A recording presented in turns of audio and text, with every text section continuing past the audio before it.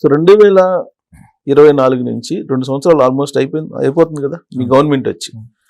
So ఇప్పుడు ఈ గతం గవర్నమెంట్లకి చంద్రబాబు నాయుడు గారికి ఈసారి ఆయన 4వ ముఖ్యమంత్రి అయ్యారు. కొంత డిఫరెంట్గా ఉంటుంది అని చెప్పేసి తెలుగుదేశం పార్టీలో ఉండే చాలా మంది ఎక్స్పెక్ట్ చేశారు. మీరు అవునన్న కాదన్న ఆ ఎక్స్పెక్ట్ చేసిన దానికి అనుగుణంగా పార్టీ ఆదరిస్తుందా క్యాడర్ని? సార్, నారా లోకేష్ గారు ఏ నియోజకవర్గంకి వెళ్ళినా ఫస్ట్ క్యాడర్ని కలిసిన తర్వాతే గవర్నమెంట్ మీటింగ్ ఏమైనా అటెండ్ అవుతున్నారు.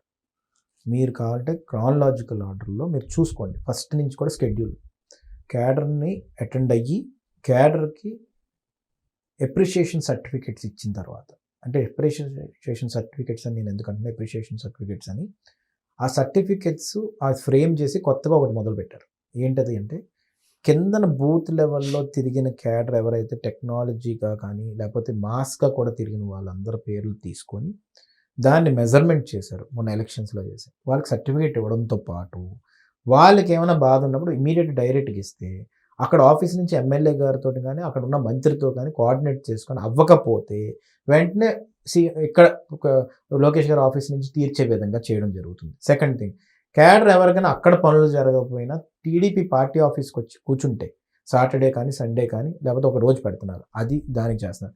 మూడోది, గ్రీవియన్స్ సెల్ క్యాడర్ కోసం అని చెప్పి పార్టీ ఆఫీస్లో పెట్టి 100% మంత్రి ఒక్కడైనా అటెండ్ అవ్వాలి. దానికి అటెండ్ అయిన తర్వాత ఆ పేపర్లు తీసుకొని దానికి మళ్ళీ రీజనింగ్ ఇవ్వడం జరుగుతుంది. కొన్ని తగాదాలు ఉంటాయి సార్.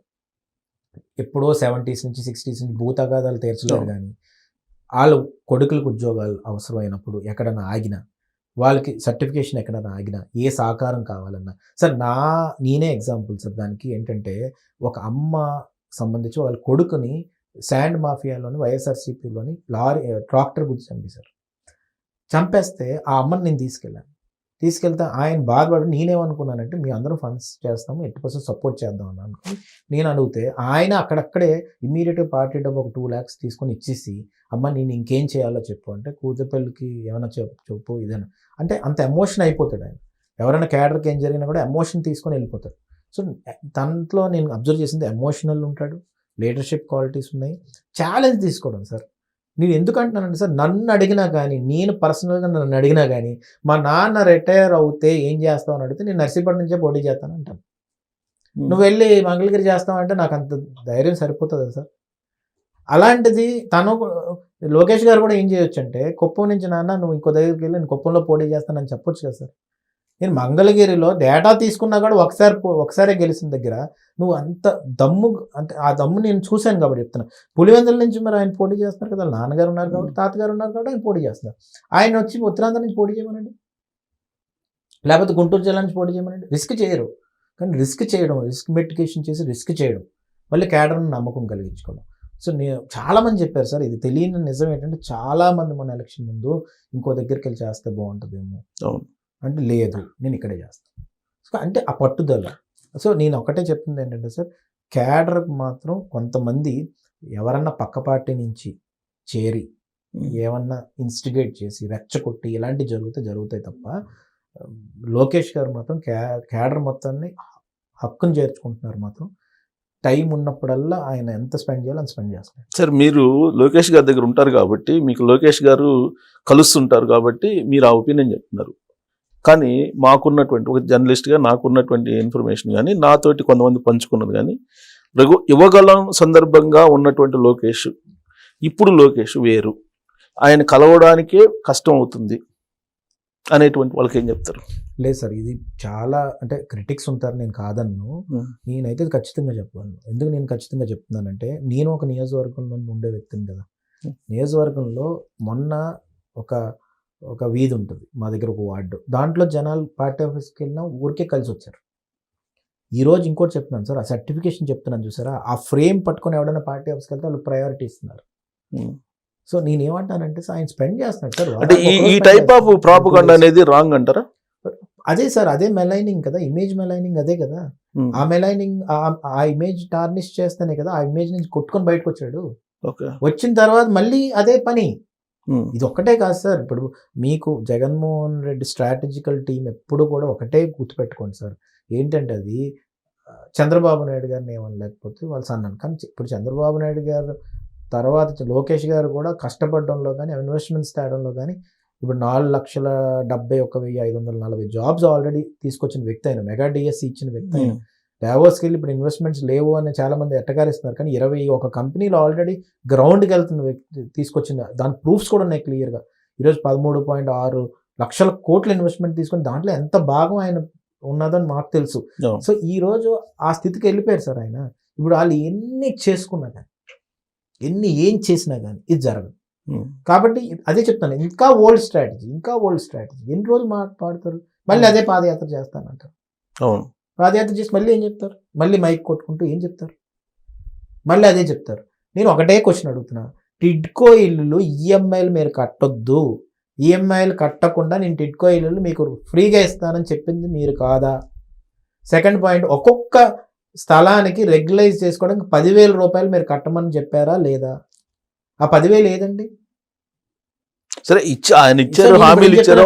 ఈ హామీ ఇవన్నీ ఓల్డ్ స్ట్రాటజీ తోటి మళ్ళీ వెళ్తారు, మళ్ళీ అదే అబద్ధాలు చెప్తారు, మళ్ళీ అదే జరుగుతుంది. కానీ జనాలు మాత్రం నమ్మరు. నేను 100% చెప్తాను.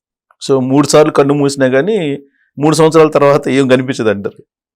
నేనేమంటానంటే వైఎస్ఆర్సీపీ పార్టీని కాపాడుకోవడానికి తను చేస్తున్న ప్రయత్నం తప్ప తను ముఖ్యమంత్రి అవడానికి కాదు. ఓకే, ఇప్పుడు లోకేష్ గారిని యోగళం అది చూసిన తర్వాత ఒక ఒపీనియన్ ఉండేదండి ఎక్కువ మందిలో. ఏంటంటే చంద్రబాబు నాయుడు గారిది వేరు, లోకేష్ గారిది వేరు. ఇప్పుడు కంపేర్ చేస్తే రాజశేఖర రెడ్డి గారిని, చంద్రబాబు నాయుడు గారిని కంపేర్ చేసి చెప్తుంటారు చాలామంది. రాజశేఖర రెడ్డి గారిని నమ్ముకుంటే వాళ్ళు అసలు అడిగినా అడగకపోయినా న్యాయం జరిగిద్ది, చంద్రబాబు నాయుడు గారిది అది కాదు అనేది ఒక ఒపీనియన్ ఉండేది. అది లోకేష్ గారికి వచ్చేటప్పటికి జగన్మోహన్ రెడ్డికి లోకేష్ గారికి తేడా ఏంటి అనేది కూడా సేమ్ ఉంటుంది. సో కాబట్టి ఈసారి లోకేష్ గారు ఖచ్చితంగా జగన్మోహన్ రెడ్డి గారు నమ్ముకుంటే వాళ్ళు ఎలా చేశారో అంతకన్నా ఎక్కువ చేస్తారనే ఒక నమ్మకం యువకుల సందర్భంగా ఉండేది లోకేష్ గారి మీద. ఇప్పుడు అది సడలిపోతుంది అనేటువంటి ఒపీనియన్ వ్యక్తం చేస్తున్నటువంటి వాళ్ళకి ఏం చెప్తారు సార్? కొన్ని ఎగ్జాంపుల్ చెప్తాను సార్. ఎవరైతే విమర్శిస్తున్నారో వాళ్ళకి కొన్ని ఎగ్జాంపుల్ చెప్తా. యువగలంలో ఆ రోజు నడిచిన ప్రతి ఒక్కడు, ఆ రోజు ప్రభుత్వం రావాలి, స్టేట్ బాగుండాలని సహకరించిన ప్రతి ఒక్కడు సింగిల్ ఇంటర్వ్యూ తీసుకోండి. వాళ్ళు ఏ విధంగా ఈరోజు ఏ స్థితిలో బాగున్నారా లేదా మీరు చూడండి. నేను ఎందుకు అంటున్నానంటే ఆయన మనిషిని గుర్తుపెట్టుకున్నాడంటే మర్చిపోడు. ఫస్ట్ పాయింట్ అదే నమ్మకం ఉండేది ఆయన మీద. లేదు, ఇప్పటికీ చెప్తున్నాను, ఇప్పుడు అది సడలిపోయింది అనేది కదా. అదే చెప్తున్నాను. ఇవన్నీ విమర్శలను నేను ఎందుకు అంటున్నానంటే ఎందుకు సార్ నిన్నే పార్టీ ఆఫీస్కి వెళ్ళాను, యోగాలంలో సంబంధించిన వాళ్ళందరూ అక్కడే ఉన్నారు. నాట్ ఓన్లీ యోగాలం కదా, యువగాలం సందర్భంగా ఆయా జిల్లాల్లో ఆయనతోటి తెలుగుదేశం పార్టీ క్యాడర్ నిలబడింది కదా. అదే సార్, ఓన్లీ ఆ యోగాలంలో 200-300 మంది కాదుగా. చిన్న తప్పు ఏమంటున్నానంటే నేను ఎక్కడ విభేదిస్తున్నానంటే సార్, అయ్యన్న పాత్ర గారు విజయ్ అనే వ్యక్తికి నర్సీపట్ల క్యాడర్ చూసుకునే బాధ్యత మాది కాదా? ప్రతిదీ నాయకుడి మీదకి ఎలా తోసేస్తాం సార్? మీరు చేయాలంటే ఆయన కోఆపరేట్ చేయాలి కదా. కోఆపరేట్ ప్రతి నియోజకవర్గం ఆయన వచ్చి కోఆపరేట్ చేస్తాడా సార్? కాదు కదా సార్. మేము మ్యాక్సిమం 90% మేము చేసుకోవాలి. మేము చేసుకోలేకపోతే మాకు సత్తా లేనట్టు కదా సార్. నా క్యాడర్ నన్ను దాటి మా నాయకుడి దగ్గరికి వెళ్ళి మా నాయకుడు ఏం చేయట్లేదు మీరు ఏదో చేయండి అని అడిగే స్థితికి వచ్చారంటే మాకు సత్తా లేనట్ట, ఆయన హెల్ప్ చేయలేనట్ట? మీరు చెప్పండి సార్. ఆయన చేయవలసిన సాయం ఏం చేస్తారు? మేము మీటింగ్ పెట్టినప్పుడు వచ్చి మా క్యాడర్ దగ్గర ఏదైనా మేము చేయలేని ఉంటే చేసి, మేము చేయలేని ఆయన దగ్గర తీసుకెళ్తే చేయబో అని ఉంటుంది అని కరెక్ట్గా చెప్పారు మీరు. కానీ ఇక్కడ జరుగుతుంది ఏంటంటే